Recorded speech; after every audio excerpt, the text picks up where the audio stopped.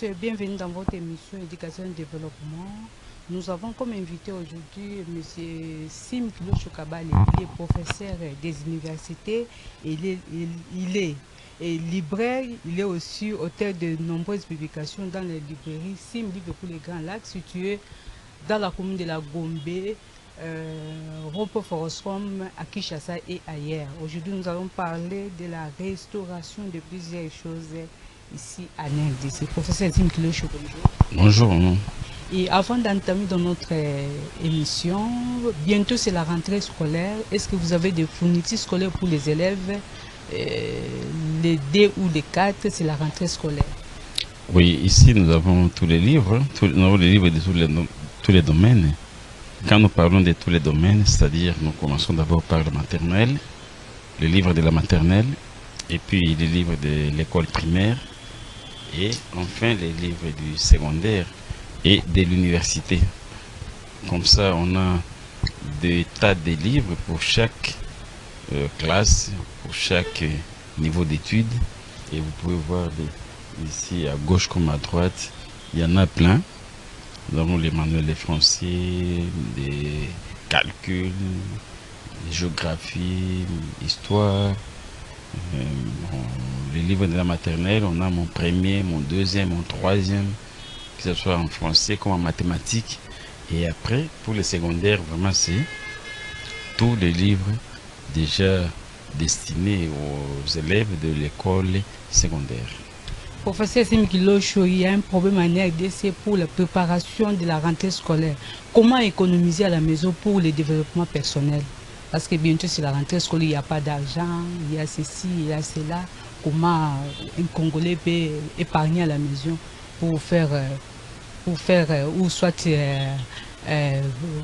faire rentrer les élèves, les D ou les 4 septembre? Oui, mais nos parents savent bien comment se débrouiller parce que ce n'est pas aujourd'hui qu'ils ont commencé à amener leurs enfants à l'école. Ils savent bien que chaque année, il y a la rentrée scolaire et la rentrée ne se prépare pas à une semaine de la rentrée, non.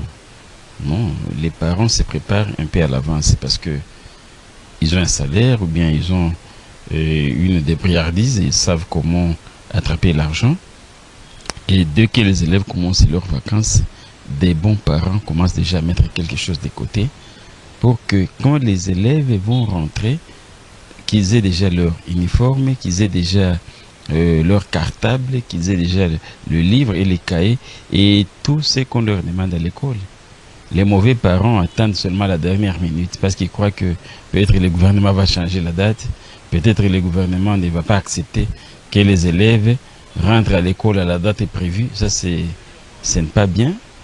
Au contraire, il faut réorienter les choses. Donc, les parents doivent prévoir tout à temps. Les parents doivent préparer les cahiers, préparer l'argent, des frais scolaires. Tout ça, ça se prépare. Tout ça, ça se prépare. Mais attendre seulement la dernière minute, c'est chercher une surprise inutile. On va parler de la restauration. Professeur Sim Kilo Cho, que pouvons-nous dire à propos de la restauration? La restauration, dans quel sens? Parce que la restauration... Par définition? Non, il y a plusieurs sortes de restauration. Hein. Il y a la restauration de la nourriture. On n'a pas à manger, on peut se restaurer, on peut se restaurer en nourriture, mais il y a aussi une autre restauration qui peut être politique, qui peut être sociale, qui peut être économique. La restauration, bon, vous voulez qu'on parle dans le deuxième sens ou bien le premier, pas dans le sens de nourriture? Non, non. Oui, on peut se restaurer, tout le monde peut se restaurer, tout système politique, système économique peut se restaurer. C'est que il y a un système qui fonctionne d'une façon, et puis à un moment, ce système-là constate qu'il y a des failles dans la façon de mener les affaires. Le système peut même tomber en faillite. Un système peut échouer à cause de certaines manœuvres à cause de une certaine politique. Alors, on peut étudier, les gens de l'audit, les gens qui veulent mettre tout en question peuvent se dire non, si nous continuons comme ça, nous risquons, nous allons chuter. Alors, on peut restaurer les systèmes, on peut tout revoir, donc mettre en question certains fonctionnements, mettre en question, je ne sais pas, le budget, mettre en question tout ce qu'on a dans ce système-là et revoir comment restaurer une certaine révolution. C'est ça, dans ce sens-là que vous voulez dire, je crois. Professeur Kilocho, constat amer, l'environnement en RDC, les routes, les rues, les avenues, les places publiques, bref, notre environnement n'est pas agréable. Comment restaurer cet environnement? Bon, dans ce sens-là,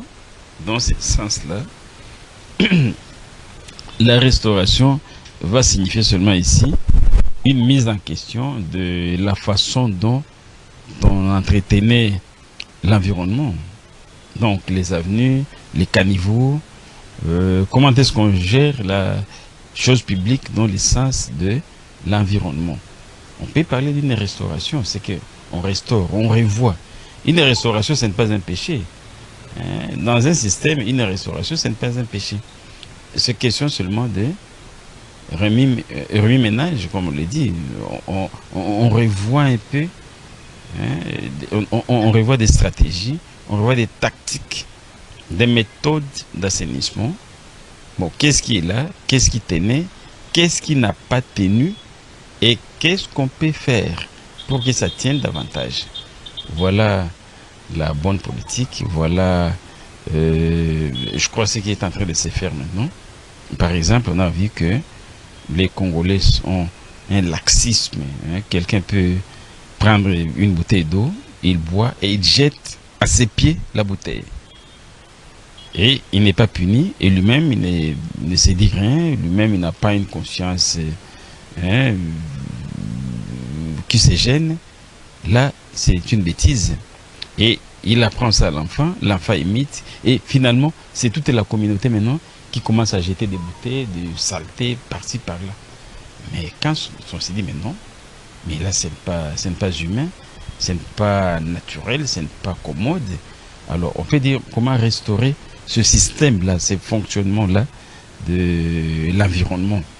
Comment on peut restaurer les choses, comment on peut revoir les choses, comment on peut retravailler, comment monter de nouvelles stratégies, comment mettre de nouvelles équipes dans les systèmes environnementaux, comment même budgétiser. Parce que là, pour restaurer quelque chose, pour restaurer un système quelconque, il faut d'abord un système d'éducation, éduquer le peuple.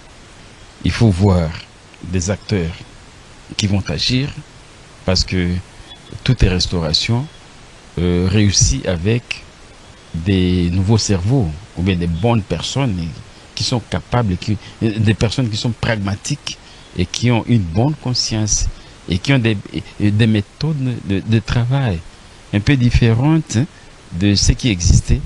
C'est comme cela qu'on peut restaurer ce qui est là.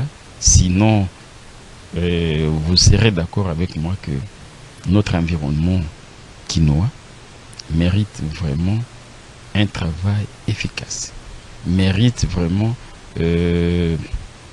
comme des retouches partout. Il faut tout revoir, en commençant par l'éducation, tant sur le plan moral, même sur le plan religieux. Il faut que les gens soient conscientisés à partir de leurs églises, à partir de partout où ils vont, à l'école primaire, à l'école maternelle, montrer aux enfants que non, ce n'est pas gentil de boire et de jeter sa bouteille là-bas, de boire et d'inonder notre fleuve, donc de jeter des poubelles au fleuve, dans une petite rivière, dans les ravins, dans les caniveaux.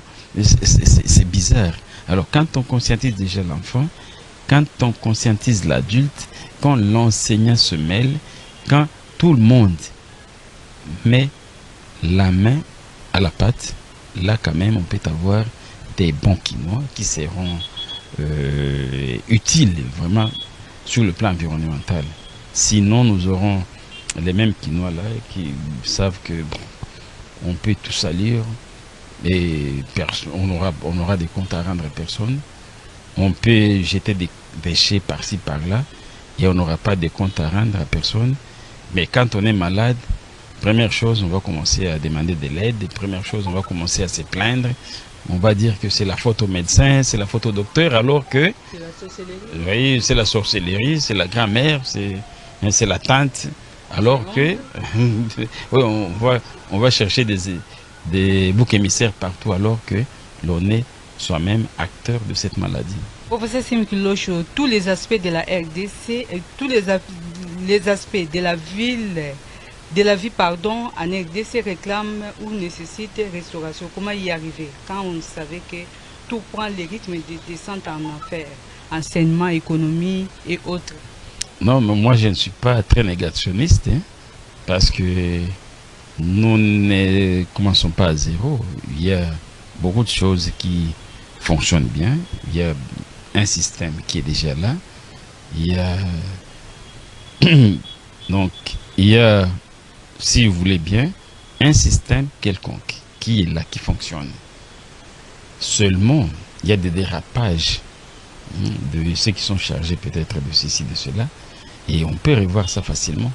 Et revoir ça facilement, c'est évaluer, voir comment devaient être nos avenues, comment devaient être nos maisons, est-ce qu'il faut le repeindre, est-ce qu'il faut soigner le pavé, est-ce qu'il faut planter des fleurs, est-ce qu'il faut embellir les artères principales, est-ce qu'il faut voir les ronds-points, c'est bien entretenu. Ça, revoir ça, c'est-à-dire ça existe d'abord. Et quand ça existait, ça devait être amélioré. Ou bien on devait revoir régulièrement, est-ce que c'est propre, est-ce que ce n'est pas propre. Alors restaurer les choses selon votre logique, c'est que il faut observer ce qui est là. Et est-ce que c'est encore en bon état? Parce que normalement, la route a une durée de vie. Le pavement a une durée de vie. Tout ce que nous avons, même les plantes, même les fleurs, quand vous les plantez dans le jardin, ces fleurs-là, ces plantes-là, ont une période de vie. Et cette période de vie est assurée par les humains. Ce sont les humains qui voient que quand on a planté ça, quand on a placé ça, après telle période, on peut repeindre une maison. Après telle période, on peut repeindre les traces là qu'on met sur la route. Alors, c'est l'humain qui contrôle. C'est pourquoi on s'est dit maître. Nous sommes un maître de la nature parce que nous pouvons voir qu'est-ce qui ne va pas, qu'est-ce qui va, comment faire marcher les choses, comment améliorer ce qui est là. C'est notre tâche, nous, en tant qu'humains. Et quand nous essayons de fermer les yeux, quand nous ne sommes pas observateurs, quand nous négligeons ce qui est là, et ça va se salir, et ça va s'abîmer, et nous allons crier, et nous allons crier, et nous allons nous plaindre inutilement, alors que il faut juste mettre la main et arranger les choses. Professeur Simkilocho, actuellement, femmes, hommes et enfants sont tournés vers les églises. Quels sont les conseils adressés aux acteurs et membres des différentes églises pour que les églises vivent réellement la restauration?